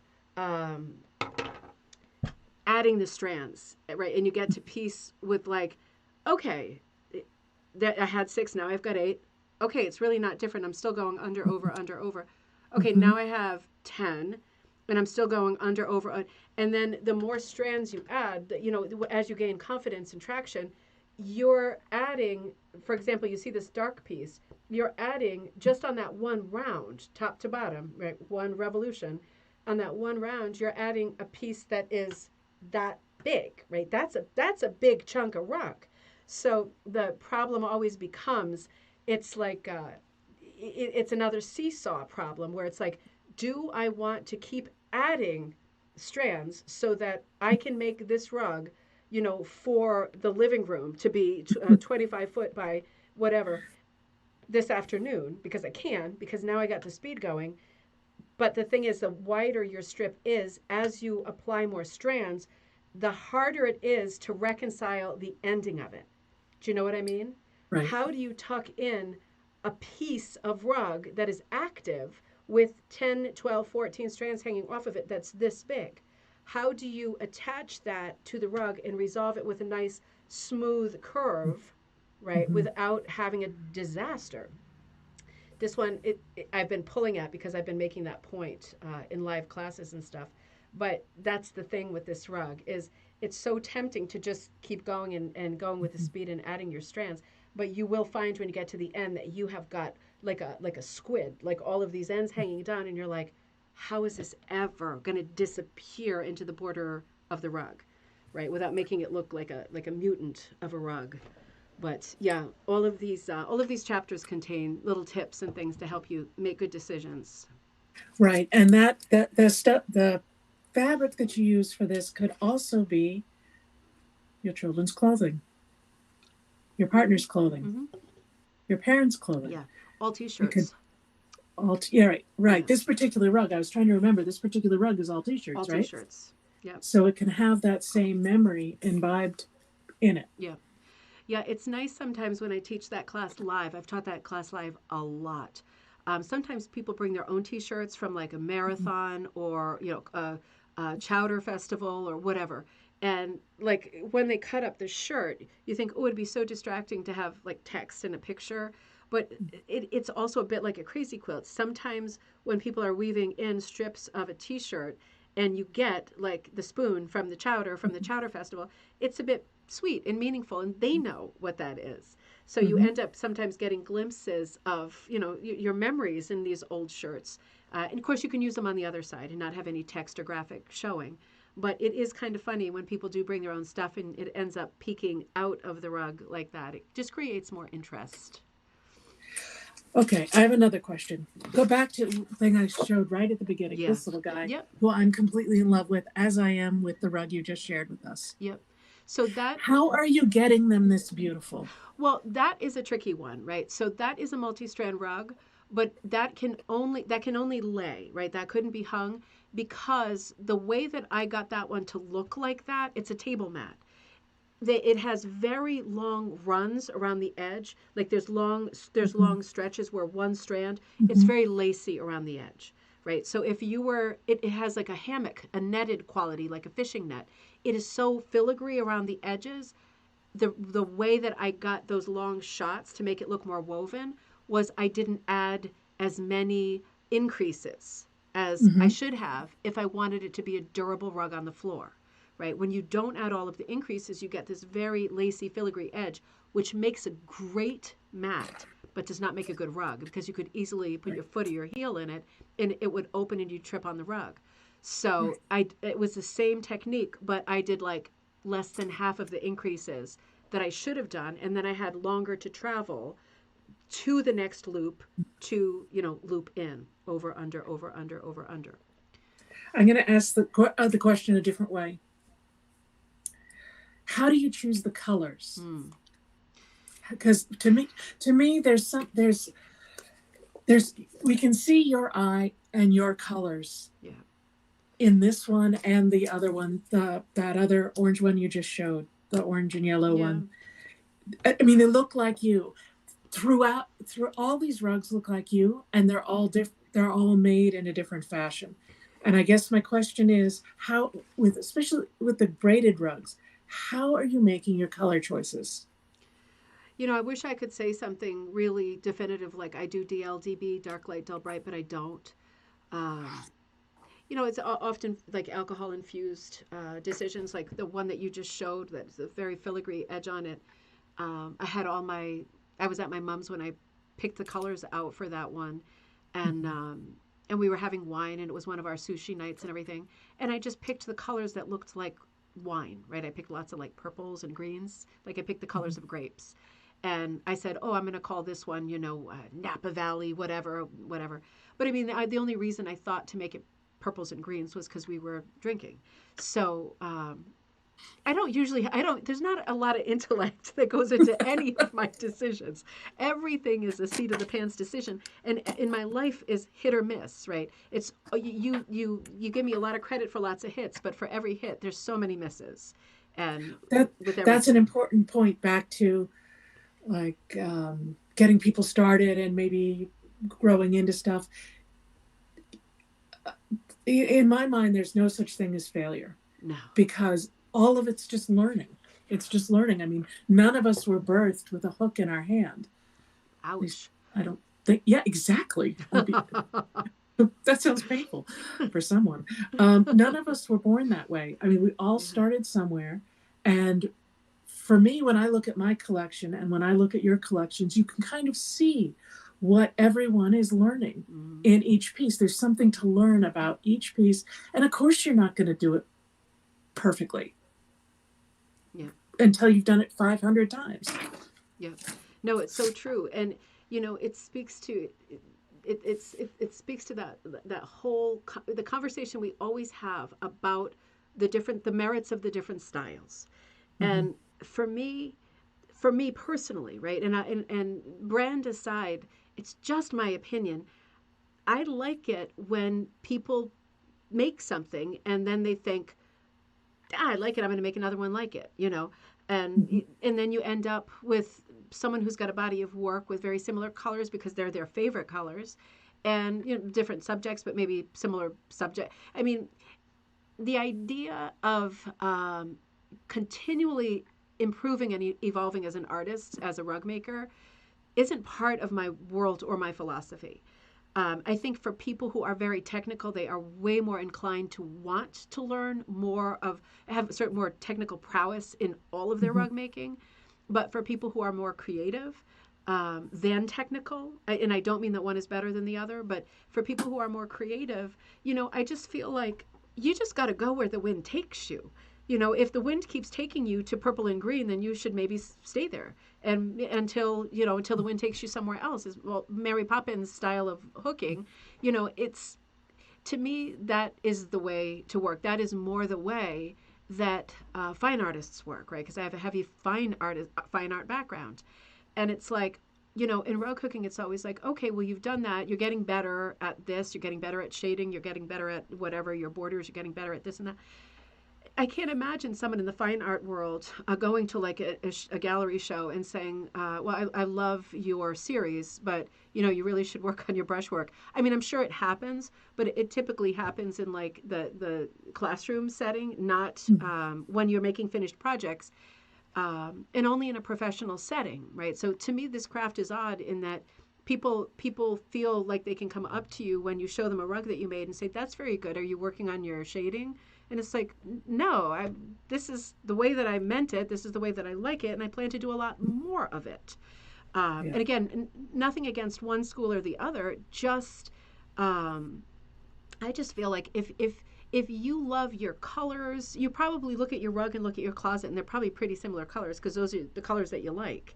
So if everything around you is the way that you like it and the kind of design that you like, or you like a certain animal or whatever, a lot of your work might be similar from piece to piece, and you might look at it and say, ooh, am I like evolving? Am I getting any better? I would say, who cares? That's really not part of the conversation. You're doing work that reflects your interests and your taste. That's exactly what you should be doing as a folk artist. I don't, for myself, believe in the conversation about evolving, right? Unless you want to, right? You seek out, oh, I'd like to do a little proddy. I'd like to learn how to braid my edges, whatever. That's great. But I just feel like everybody should just be marching to their own drummer, and doing work that you love working on, right? Like, how many times do people say, oh, Christ, am I ever going to finish this piece, right? This is taking forever. It's because you're not enjoying making it. And that's why I don't finish most of my pieces, because I'm not enjoying making it. And I think life is short, man. You don't know how much time you've got left. Do I want to keep working on the stone wall, or do I want to move on with my life? And more technical people will say, got to finish the stone wall, right? Got to finish it because it's not done, and then I need to learn what will emerge in completing the stone wall. Whereas I would say, all done, 3 tiers in a bucket, let's go, and I'm on to the next piece. Right. Yeah. I missed a question, and now it's not going to work in. Come on, bring it back. I think you're going to struggle with this one, but okay. we'll try and see. Okay, so we talked a lot about inspiration, wine glasses, kids' clothing, all kinds of places. So, what was the source of inspiration that surprised you the most? were like, you were like, oh my gosh, how did that even go from that to this? Or Oh, that's good. I'm going to have to think for a minute. I wish you could see the comments.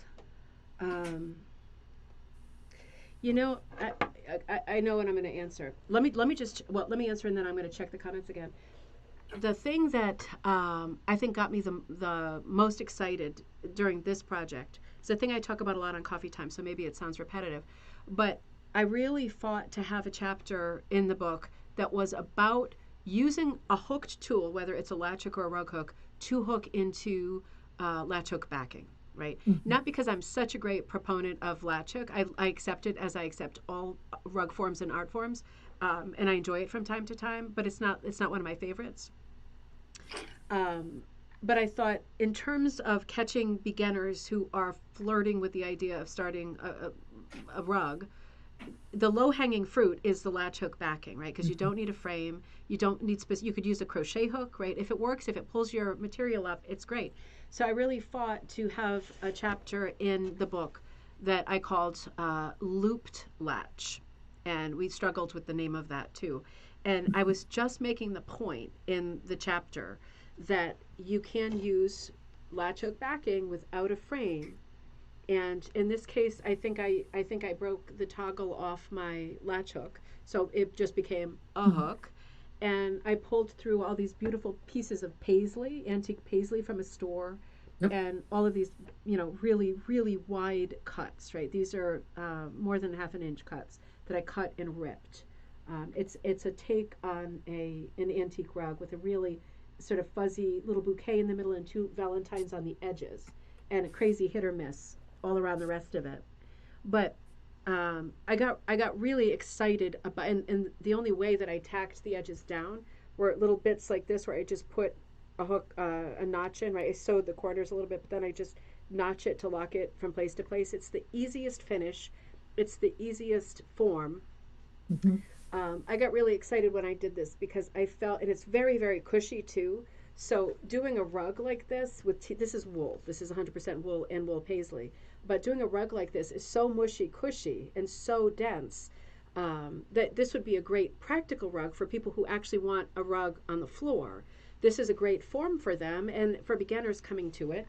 I was really happy and excited about that because in a book where it was it was the table of contents was negotiated. It was a negotiation. What do you want it? Well, I want this, this, this, and this. Well, we don't know what that is. We want you to do a jelly roll rug.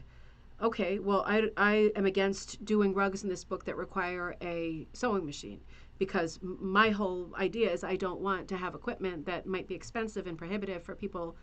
They see a chapter that has a sewing machine, they're going to think, oh, I don't have a sewing machine, I don't know how to sew, I don't like sewing, and they're going to think the whole book includes tools that they don't like or don't have.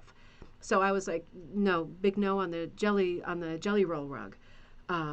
So I was very happy, and I felt like it was a great triumph to kind of sneak that chapter in there because I thought it was kind of I felt like I was speaking in code when I wrote that chapter, and I felt like I was speaking to rug hookers because I feel like rug hookers read that chapter and they're like, she just added this because she wanted to show hooking again, and she wanted to show that you could do it with T-shirts and you could do it on backing that costs $2 from Joann's. So I kind of snuck that one in, but it felt like a great victory to me because it brought it from being like a carousel of all of these fancy techniques to being like, oh, don't forget you can use your latch hook backing and just break the latch hook, break the toggle right off, and there you go. You got equipment at Joann's and you're ready to go. And you can hook it with fleece or whatever. You could do all your shopping at the box store, And you can alter your equipment as you need. Exactly. Which is itself very important. Exactly. It's not like the latch hook was made of like scrimshaw. Just break it and it's good to go. So that was a good moment because I thought, okay, this book is not the way that I want it to be, but if I can kind of sneak in things like that, then I know people who are beginners and experienced hookers will go, okay, I see what she means there. And yeah, I felt like I was like hostage situation, blinking things I wanted to say in this one chapter. Do you want to check the comments? Yeah. Let me check. Good. Thank you. Let's see. Allie, good to see you in Virginia. I'm sorry I missed that. Dave said, Kirsten, you are asking great questions. And he said, thank you for doing the interview. Thank you for doing the interview. Sheila, great to see you. Kathy said they were huge rugs and so heavy, the braided rugs. They were huge rugs and so heavy. You're right. Oh, Judy, good to see you. Judy says, I remember my mother making rugs out of old used nylon stockings, probably in the 1940s. They were braided rugs or something else. Judy, we know that hooked rugs are very popular, Grenfell style rugs, starting in like the early 1900s. So 1940s was not a very good era for pantyhose. They must have been very ripped pantyhose. I mean, you could braid with pantyhose. The stretch is going to be terrific, just like it, even more so than it would be, with the t-shirt material. But you could. I mean, you'd have to have really a dense strip of pantyhose to get it to have any kind of substance, being a third of a braid if she was doing traditional braided rugs. It could have been that she was doing multi-strand braided rugs, but I don't think so because I think pantyhose have so much stretch that it would immediately stretch back and buckle. My guess would be that she was making hooked rugs because it was so popular starting at like 1900. It became so popular, the thought of using nylons to hook rugs. People also used nylons to stretch the side of their pattern, right, the fabric pattern, to stretch it over their quilt frames, or their needlepoint frames, because nobody had a rug hooking frame. So we see pantyhose like that all the time too. But yeah, my first guess would be hooking. My second guess would be eliminating like Pradi and those kinds of spin-offs. My second guess would be braided. But again, I think it'd be too tough. You would just need like 5 pantyhose for one part of the braid. So I would guess hooking. But I could be wrong. I'd love to see. Oh, and Linda B says, totally agree with Kirsten, learning with every project. That's it. And Kathy says, thank you. I love primitives, and it's frustrating when someone says that you should take some classes in shading. Oh, Kathy, don't get me started. Don't get me started. I always have a backhand. I bring it with me everywhere I go. Linda B says, appreciate. There's that should word again. The should word is so dangerous. It is. I mean, it's just, it is so outrageous to me whenever anybody gives that kind of feedback. I consider it such an outrage. Because it assumes or pre-assumes that you're doing something wrong, right? It assumes that you would like to be better when you're already doing your best, like you're living your best life, doing patterns that you love. It's exactly the way you want it to be. And then people are like buzzing in your ear, right? Saying, oh, you should do this or you should do that. It's like, well, I had no intention of making any changes, but thank you for your feedback. But it happens to everybody, without a doubt. It happens to everybody. Barbara says, Judy, question. I have some vintage braided small mats that were made from rayon dresses. Oh, interesting, Barbara. That's a thought. Those very small ones for like the vanity table and stuff. Some of those small rugs, it's hard to tell whether they are meant for like a vanity, because they're very feminine looking, the very miniature braids, or a dollhouse. And when you see like dollhouse contents at antique stores and stuff, those little braided rugs, whether they're rugs or mats for like under a perfume bottle, those are expensive and collectible right now, like crazy. But you're right, it could be. The rayon would be a little bit later because of the synthetic content, but still, right, still. Sometimes the nylons are just cotton, but they also could be nylons. It could be any of these things. It really could. Miniature is a really good thought. Linda says, appreciate the freedom you encourage and learn about each, like and enjoy the process. Yeah, that's what it's all about. Barbara says, Judy question. And then Judy says, possibly braided rugs sewn together with stockings, being the thread. Oh, interesting, to hold them together. Yeah, that would work. I mean, it would definitely show. You couldn't do a braided rug and lace it with a stocking without... It would work, but then it would be a one-sided rug. A lot of the problem with lacing the sort of antique or traditional braided 3-strand rugs is that the reason they're laced so intricately is so that you don't see the lace, right? It's right in between where all of the channels are meeting up, and you don't see it. And for that reason, you're able to make it into a 2-sided rug. So it lives twice as long. It gets half the wear, right? You just keep flipping it every time it starts to look dingy or dirty. But when you lace with something that is very visible, like a nylon would be, it's still a super useful rug, but it's no longer a two-sided rug. So absolutely within the realm of possibility, without a doubt, could be. I think we're caught up, Kirsten. Okay. Well, all right. So, moving toward a little bit towards wrap up. Yeah. It is nearly the new year. Mm. The snow is starting to fall. There's hot cocoa. Little time to stay indoors. Maybe a little bit less exploring, and that means, what are you working on? What's next? Well, ever since the conversation 5 minutes before we started here with Judy Taylor on Magpie Times, I'm working on my pieces for that. So I said to Judy, I put it away, but I said to Judy, one of the articles that I'm going to be working on for Magpie Times Historic Gardens, I'm going to be working on a feature article on the famous Victorian gardener called Gertrude Jekyll. Bebop is back. And so I'm doing two pieces that are based on the lawn designs or garden designs of Jekyll.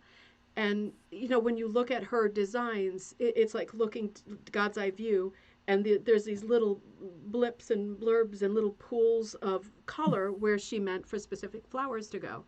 But from above, it looks like an abstract. So I have one piece that I'm working on that is the view looking down at one of her actual garden designs. But all of the little areas with the irregular circles where the plantings were meant to be designated, I'm doing them in about 60 different floral silk neckties that I'm cutting up. So all of these different small patches of different necktie, and I'm hooking. So that rug is going to be a bit of an abstract, but then I'm working on a second piece for that same chapter in Magpie Times. It's still based on Gertrude Jekyll. It's going to be more of a pictorial picture. I haven't sketched it yet, but I have ordered a ton of Liberty fabric. If you know Liberties of London, they're super famous for their flower prints, mostly small scale, like calico scale flower prints, but also some larger prints, a lot of like lawn fabric, very thin fabric. So I bought, I was out with Teddy today, having Teddy and Mama Day. I had to stop by a quilt store to pick up something else to put in a kit. But I picked up a nice green ground for that quilt. So one of the pieces in that article is going to be hooked with silk neckties, and the other piece in that same Jekyll article is going to be quilted as an applique quilt, making the point that both of those designs will be free patterns in that issue of Magpie Times. But whether you want to applique quilt your finished piece, here's the line drawing, or maybe you want to make it into a hook drug or a punch drug or what. Here's the drawing. It's the same drawing. Maybe you want to applique the favorite part onto a sweatshirt and wear it. Same pattern. Maybe you want it to be a needlepoint pattern. Same pattern. So making the point that with the line drawings that are everywhere, in old quilt packets, right? In every vintage store, right? Packets and old magazines with patterns, whether it's cross stitch or it's beading or it's decorative painting or it's rug making, you're still getting a line drawing for a pattern, and you're still able to use that information for using any medium. So I'm working two mediums for this piece, and then I'm working in a subsequent chapter on a crocheted piece that is more of a blanket than a rug, and it's going to be based on this vintage crocheted rug that I have, or crocheted blanket that I have with these three-dimensional flowers, because the whole point of the magazine is that it's enormous. Not every, we don't always do the same thing, do we? Some of us just do rugs, but most of us do a little bit of everything. So I thought, well, with simple tutorial, we're getting another article that has kind of 3D flowers, and you can kind of piece it folk arty style, a crochet bit together. So yeah, I've got those and about 5 other projects for this specific issue, ready to go in the front of my mind. I was just waiting for Judy to say that she also liked the idea of doing historic gardens for the maiden issue, coming out at the time of year that it is, you know. Right. So, yeah, Right. I will be busy. I thought you were going to say a book. Oh, well, the magazine is a placeholder for a book right now. I want to get the first one out because if we're getting it out on March 17th, that means that we need the material in by February 17th. Now, you know, Judy Taylor has put out a ton of books, and they are all like top quality. So the part that I'm doing, the part where I'm saying like, okay, here's the theme for the month. These are 10 features that I thought of. I'm going to do 3 of them. Can you do something on repairing, like a Pearl McGowan rug with flowers, right, for the flower issue and whatever? And how about this? And you know, for a feature. And she's contributing a ton, but she's also actually putting the physical thing together. And we really need to see, because we want to do this quarterly, but really we want to do it more than quarterly. Like we would like to move to bi-monthly as quickly as possible, but we really need to see what it looks like from beginning to end. And we really need to just do it and get this one done, because then we will know for future issues. Okay, I was okay with writing 2 or 3 features, but I have a lot of busyness and I'm teaching a lot coming up, so I can only write 1 feature for the next, you know, what's the timeline like? What does it look like? What's the shape of it? So we really have to, we've been talking about it for almost a year. We have to pop out the first issue so that we can start our schedule, stay on schedule, figure out what it takes. And with her having her huge platform, the Rug Cooking Daily, and me having the show 3 times a week and lots of shout outs on the Facebook group, we will be able to tell what it looks like, what we need, how much help we need from you all. And we will be able to put the machine into motion. And then I will have time to step back and finish the second Design Like book, which is also on my computer, ready to go. And I have another secret book that I'm working on that really has to be done before the summer. So one thing at a time. Well, thank you. Thank for you. all of your, I thank you for all of your pain putting this beautiful book together. And I enjoyed it immensely, and I encourage everybody who doesn't have a copy to go get a copy. And I have a balloon on my face in the video. That was weird. I was like, how'd you do that? Yeah, it's the new application. I don't know. It does it sometimes. That was cool. And I'm looking forward to seeing what's next. Me too. And thank you, Kirsten, so much for taking this interview. I know it's a lot of work putting something like this together, but it was a lot of fun running it. Let's catch up on the last comments before we sign off. Paulette says, oh, Paula, good question. I love your bracelet. I love this bracelet too. This is by my good friend, Dawn Collins.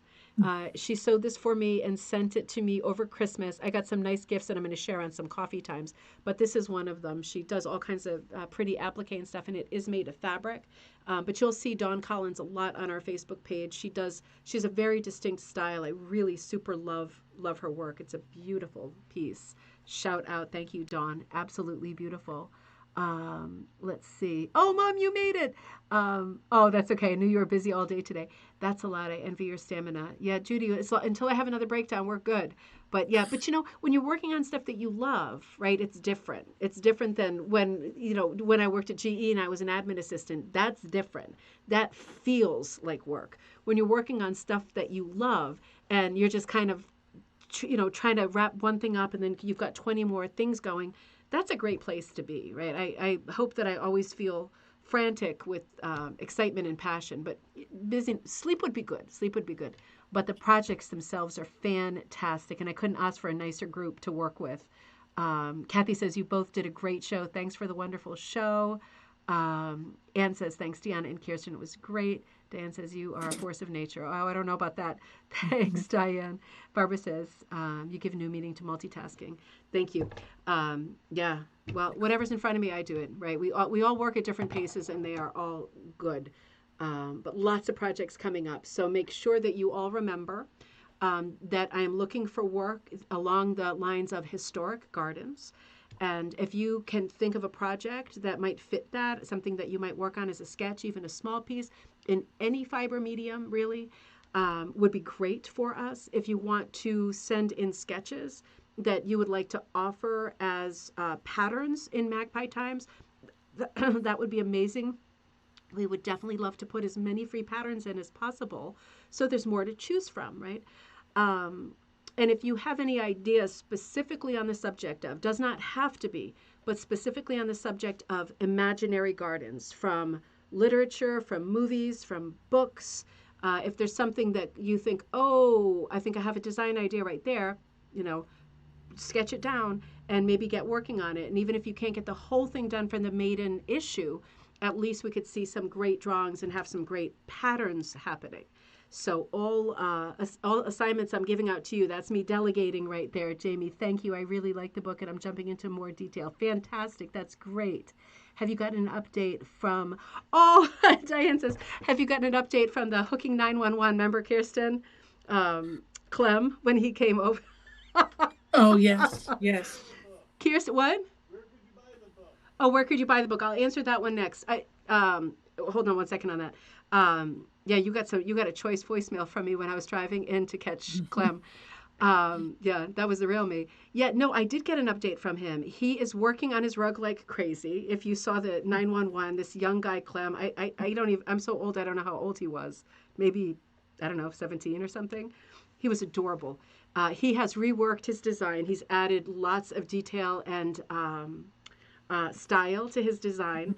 And I said, as soon as you are like done with the holidays and stuff, can I come up? Because he lives in Northampton, which is quite close to me, and do another segment of the video. And he said he would love that.